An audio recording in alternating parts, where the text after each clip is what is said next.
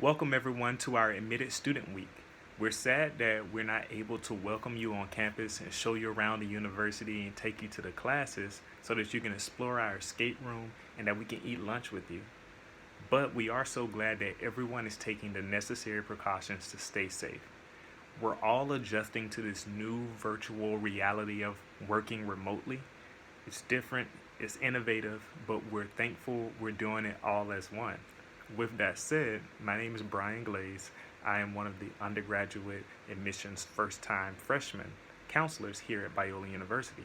I've been at Biola in some capacity for about 8 years now, since fall 2012 when I came here from Birmingham, Alabama to be a student, and I stuck around, as you can see. What I'm going to do today is I'm going to walk you through the enrollment steps, and I'm going to start with the assumption that you've been admitted, accepted into Biola, and we'll go from there.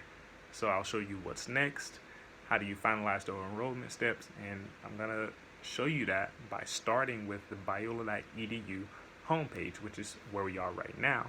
So if you go to the search bar, if you type in what's next, as you can see, I've been here many times, it'll bring up a search results page, and the first link, you click on that, and it's going to bring you to a page that is streamlined to help you go through the enrollment steps. So if you are in need of questions about what to do next and your counselor's not on hand and you need a quick answer, usually your answer can be found on the what's next page in terms of moving ahead in the admissions process. So as you can see, the first thing it tells you is congratulations, you're in.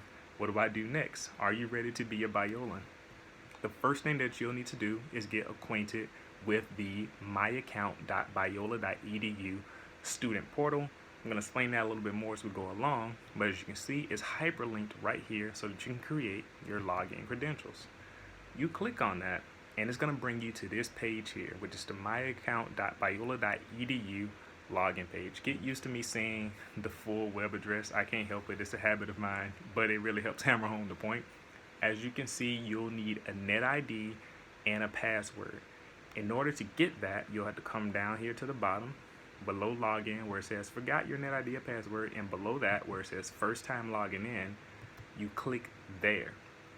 When you click there, it'll bring you to the password creation process. So what you do is you enter in the email that you use, the one that you used on the Biola application. That's important. Make sure you use the same one so that everything can be cohesive and seamless. Use that email address because you'll get an email telling you what to do next. And after you finish those steps, you will then have a Biola net ID and you will have a password to use. So after you've done that, you can then go back to I'm not going to enter in the email here, but you get the point. So you can then go back to the original page where you can log in. So I'm going to go ahead and hop right back into the what's next page because it'll show you that once you've created your net ID and password, you'll be able to get right back in. If you have questions about that or you're having issues, then you can always contact admissions. Here's our number, 562-903-4752, and someone will help you out there. So like I said, log in and familiarize yourself. I told you I'm going to explain more about what my account is because it's very important that you know, and I'll read it right here from the site, from the what's next page. My account is an online student portal where you'll find a personalized list of enrollment steps and resources. Go ahead and bookmark the site. That advice right there is very important because you'll come back to my account a bunch in this admissions process. It is literally where you do all the next steps that I'm going to show you. And I'm going to tell you that personalized part where it says you'll find a personalized list of enrollment steps and resources, it's important that you remember that because you go in there and there's a bunch of steps for you to complete. Not everybody's are the same, which is why you want to take your time and actually look through like, oh, what are my financial tasks asking me to do? What are my particular holds are or things that I need to turn in, because those help you specifically move through the enrollment process. So don't just take someone else's word for what they did. You have to go in yourself and actually, go through your steps. And so the thing that you'll do first after you've created your My Account and you familiarized yourself with it, you submit your enrollment deposit. And I'm going to go ahead and emphasize to you that the enrollment deposit is not the down payment, which I can understand why that can be confusing, but The down payments for when you're actually set to make your final payment, which I'll get to at the end. What you're doing here is that you're in confirming that you intend to enroll at Biola. So basically, what submitting the enrollment deposit does is that it opens the next steps on my account. And obviously, you would pay that right through the first step on my account. When you log in, it opens up into a general task page. And on that general task page, you don't have to click anything else. Like as soon as you open it up, it opens you up here. That first item on the checklist will say submit your enrollment deposit. That's what you do. You can do it through, BankWire, through your account, whatever you use. That's how you will make that payment. And once you complete the enrollment deposit and it's processed, the next step that it shows you here is that you activate your Biola email address. So every student at Biola has a Biola specific Gmail email address. So it's usually first name dot middle initial dot last name at biola.edu. This is where that gets created right here through my account. And once you create your Biola email address, then you want to start checking it because you'll start getting school emails, enrollment next step emails, scholarship indication emails inside of there. So don't just check your personal one, check the Biola specific one after you've made it. And so that's very important. So that's why it was that next step. And once you've completed that, you'll also get more steps such as completing your registration profile, which is helpful for academic advising and getting all your next steps for things you need before getting enrolled into Biola. But you'll also need to submit your housing deposit and your application for housing. All of those tasks open up as you complete them on that general task page as soon as you log into myaccount.biola.edu, and it's all right there. Now, that's really easy to see and visualize. If you were maybe even following along and pausing as I went through this, you probably can see that what I showed you is exactly what it looks like. You can take your time there. What I'm going to do now is going to get more specific into some of the things that you can do as I roll down. So I'm going to show you again, this is all on the what's next page. So as you come down here, it literally walks you through every step. So here's some steps that you want to do to complete enrollment. I just mentioned the registration profile, which will be one of the next tasks on that general task page. It shows you here, academic advising will use that to build your first semester course schedule. So if you're one of the people that's thinking about how do I create my first schedule for fall 2020, good news is that you don't. Academic advising will create that for you based upon the information that you put into the registration profile. So make sure that's accurate. And if you want to adjust it and look at it later, that time will be available for you in July, but you don't have to worry about the stresses of trying to create your first schedule. The registration profile helps you do that.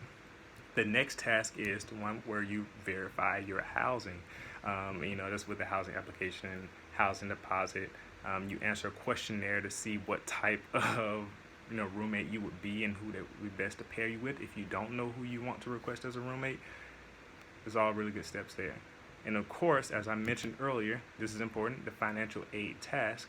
The first thing you want to do, so you haven't done so already, is to submit your FAFSA, the free application for federal student aid. And it's important just so it can help you then see what you qualify federally and even need-based aid from Biola if it applies to you. And so, of course, always apply for scholarships. I'm a big proponent of that. I myself received a $20,000 scholarship from a local foundation back in Birmingham before I came out to school. So never stop, and scholarships are stackable at Biola. Outside scholarships are stackable. And what's really important here is number 4. And I want to highlight this is that sometimes, and this is where I said that personalized part of my account is helpful. After you complete your enrollment deposit, a task or a tab on the side, on the sidebar on the left side of my account opens up, and there's a few different things you can click on, but student financials is the one that you'll usually see number 4's items on, where you click on that and you can go into your aid year and see if you need to submit any required items, such as FERPA, which is about giving your rights for who can see your financial information for school, submitting the accepting or declining of the loan forms, the promissory notes, all of those things, Cal Grant, they're all on that student financials tab. And you can go through there and see what you need to complete. And if you have questions about it, you can reach out to us at admissions or financial aid. But all of those are in your financial aid task. And if you want to have an accurate, financial aid award letter package, then you want to complete those steps as soon as possible. That's why that's important. So that's all under those financial tasks. And then of course, these get more specific as we get closer toward those deadlines, past the June 1st enrollment deposit deadline, all that. These things open up a little bit more. You're gonna update your Title IX authorization. You're gonna do health insurance form. Let us know whether or not you have your own health insurance or whether or not you'll be purchasing through Biola. That's something that you have to indicate. Of course, a housing deposit, which I already mentioned, or if you live within 50 miles, you can let us know that you intend to commute. The health forms. So this is important because whenever you enter into a new community, especially with schools or going into different country, whatever, you have to have certain type of health forms. As you can see, the health history form, the meningitis advisory, certain policies that you need to consent to. All these certain ideas, tuberculosis screenings, and the vaccines that you need before you enter into a community. We let you know what those are right here, so that you can present this to your doctor, let them know what you need, and see what you need to be up to date on. So please check that out when it comes to time. And of course, the last few things here, placement exams. So if you are going to be doing foreign language, or if you're trying to get into certain science classes to see where you're going to begin when you come into Biola, we have placement exams, and they're usually online. And then of course, after you graduate high school, that looks a little different, of course, with where we are now. Some schools going pass or fail, and all those details, we'll figure that out. But once you graduate, once you get your final transcript, you send that to Biola, because we have to know that you actually graduated from school before you enroll into Biola. So make sure you get those sent out once you finish. We'll help you figure that out if you have questions about how to get that to us. But you can send them electronically through an approved vendor. I'll highlight it for you here. You can send it to admissions@biola.edu, or if you can't remember that, just send it to your admissions counselor. Send it to the general Biola email. However you want to get it to us, just make sure it's there. And then of course, you can consider getting some course evaluations. If you're a transfer student and you're trying to see what comes to Biola from your school, we can do that. You also want to use the transfer equivalency tool on the website. And last but not least is payment. So this is where the down payment later on, usually this is due August 15th, but of course we have different ways that you can pay. So you can either pay your remaining balance up front, or you can enter one of our payment plans, which you can do up to 4. So 1 to 4, and you can see the different deadlines and percentages that are due at those times.